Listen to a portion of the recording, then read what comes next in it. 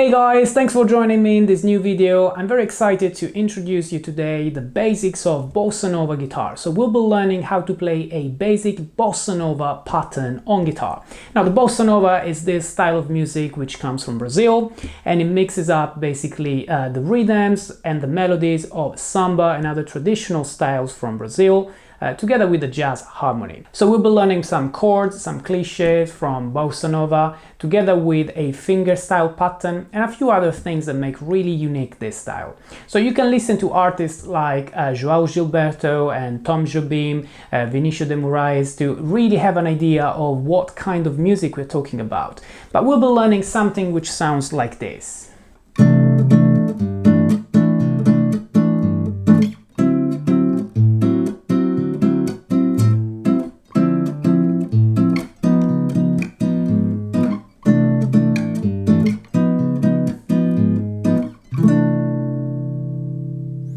So let's check this out in the close-up. Alright guys, so let's get started from the chord positions. So the chords that we need in this lesson are C6-9, which we play with the root note, second finger on the third fret of the A string, then with a bar which covers the second fret with the first finger on the D, G and B string, and then with the ring finger we play the third fret on the B string, like this. With my right hand, I'm only pinching 4 strings, A, D, G and B, with thumb, index, middle and ring finger all the time. So I'm not using the high E string, I'm not using the low E string either. Now from here I'll move to D9. I'll play the D9 with the second finger on the 5th fret of the A string, first finger 4th fret of the D, and then you can either play a bar with the ring finger on the 5th fret of the bottom 3 strings, or you can use the 3rd and the 4th fingers on the 5th frets of the G and B, like this. Okay, from here I'll be just moving one finger, the first one, back to the 3rd fret on the D string, and I get the D minor 9. From here, I'll keep this finger down, but I will slide all the other 3 from the 5th to the 4th fret this way. So I've got the 4th fret here at D flat, which is my new root note, and this is gonna be a D flat 9, back to my C6 9. Now we'll be playing something in 2/4, which is a common time signature in Bossa Nova and samba. So we'll be playing something like 1 2 1 2 1 2 1 2 1 2 1 2 1 2 1 2 1 2 1 2 1 2 1 2 1 2 1 2 1 2 1 2. So that's the length of the chords. Now let's get into the actual cliches of Bossa Nova, especially for the right hand, so for the picking hand, for the patterns. So we are going to play the bass alternating the root note with the 5th of each chord. Now it's really easy to find where the 5th is. You just go from the root note on the A string to the same fret one string above on the E string. So for example on our C6-9 we get into a C6-9 over G, just moving the second finger up, and obviously my thumb on the right hand moves accordingly from the A to the E string, from 2, right? Now we'll be doing this every 2/4 bar, like 1 2 3 4 1 2 3 4, and this applies to all of the chords. So when I move to the other chords, I'll be just doing exactly the same. 1 2 3 4 1 2 3 4, then 1 2 3 4 1 2 3 4 1 2 3 4 1 2 3 4. Now with the right hand we start playing all of the 4 strings together, so all of the chord together this way on the beat number 1. On the upbeat we only play index, middle and ring finger, so we don't repeat the bass, we just play the top part of the chord. So the first beat, to get into the Bossa Nova vibe, sounds like this. Okay, so I start with all of the fingers and then only the bottom 3. Now in the second beat I play the first figure, which is slightly different and slightly more complicated, which is a syncopation, moving the bass to the 5th of the chord and then playing the bass by itself and then twice the 3 fingers at the bottom. So they are 1/16, 1/8 note, 1/16. That's why it's a syncopation. So altogether the second beat by itself sounds like this. Okay, so single note, chord, chord. Okay, fifth of the chord, rest of the chord, rest of the chord. The syncopation is something that you can also remember as short, long, short, short, long, short. So when you put all together, the 2/4 bar of C6-9 sounds like this. Now in the second bar we'll be introducing another cliché of bossa nova music, which is the mirroring effect. So we'll be playing exactly the opposite rhythm, mirrored basically, a mirror image to what we were playing in the first bar. So in the first bar we were starting with 2 eighth notes, followed by the syncopation. Now we'll be playing exactly the opposite. We'll be starting with the syncopation, followed by 2 eighth notes. Now the only difference is that the 2 eighth notes are made by bass separately and then 3 notes rather than all of them and then the 3 notes, okay, like the first beat. So when I play the first 2 bar in 2/4 of the C6-9, they sound like.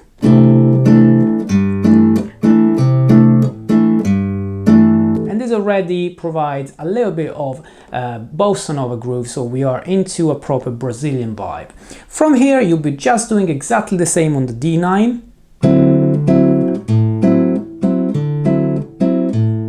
So you see that I'm still mirroring the 2 eighth notes, where you start at the beginning of each chord, you still start with all of the 4 strings together, followed by the top part of the chord, like. Then syncopation, mirroring, 2 eighth notes at the end, but not with the 4 strings together, just with bass, fifth on the bass, and then rest of the chord.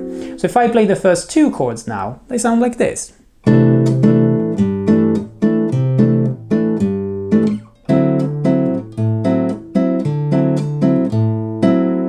Now from here, we'll be moving to D minor 9. Now the D minor 9 and then the D flat 9 only last for 1 bar each. So there will be something like.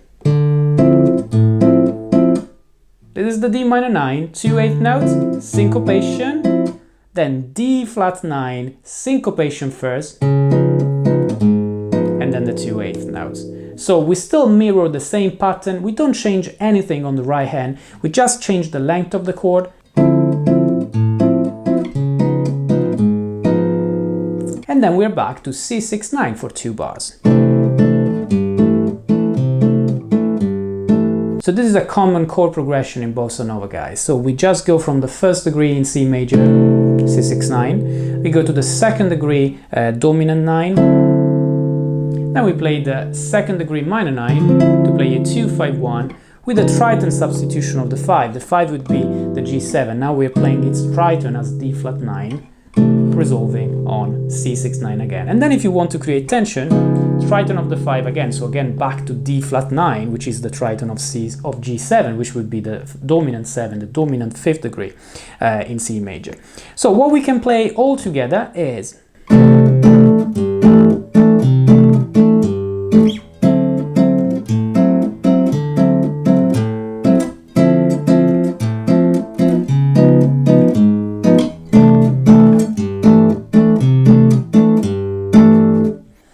Okay, so from this we already learned a few cliches of bossa nova, really good to get started with this amazing style. First of all, we learned a few chord positions, very typical.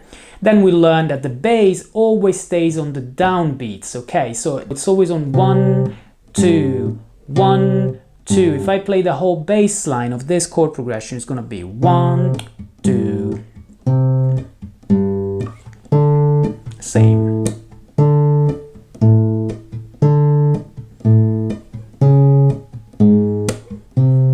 And if you want, and back.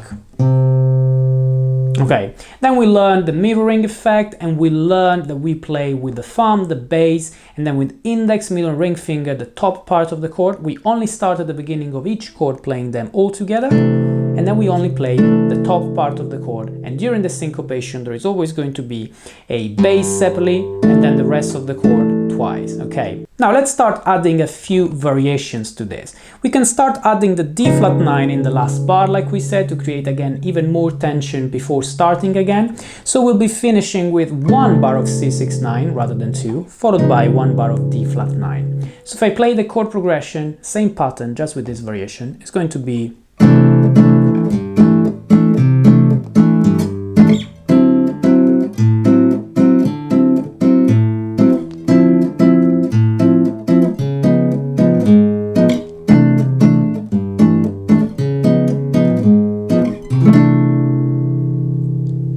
So another common thing to spice up a little bit this progression is adding a few anticipation coming from samba percussion rhythms. So for example, I could start with the top part of the chord, starting a little bit earlier, so 1/16 before the downbeat, and then leave the bass by itself in the downbeat number 1. So that means in the first chord, rather than playing, I would play 1, 2. Did you see that basically I didn't start with all of the fingers together, but I started 1/16 earlier with this, with the bottom part, and then the bass, and then the rest of the chord again. So rather than doing, I was doing, and you can add this anywhere you want. You can add it, for example, only when you have shorter chords like D minor 9 going to D flat 9, and this sounds like, which is very cool. Basically start with the top part of the D flat 9 a little bit earlier, or you can add it whenever you want.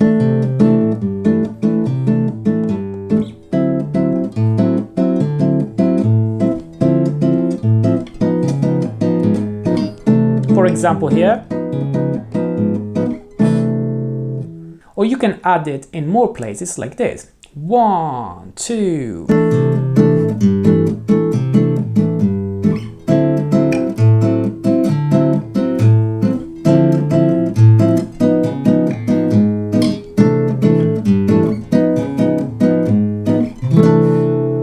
So I also repeated the anticipation on the D flat 9 at the end. And then I just encourage you to listen as much Brazilian music as you can, especially samba, to get even more variations, because you could get another variation if you add 1 more 16th on the first chord, going to play basically the 5th that you were playing on the bass, this time on top, and getting something like, okay, where I move from the 4 central strings, I move with these 3 fingers on the bottom 3, so G, B and E, and I play the bottom 3 first, second and third, followed by second, third and fourth, like, okay, if I add this variation to the rhythm, it's gonna sound like,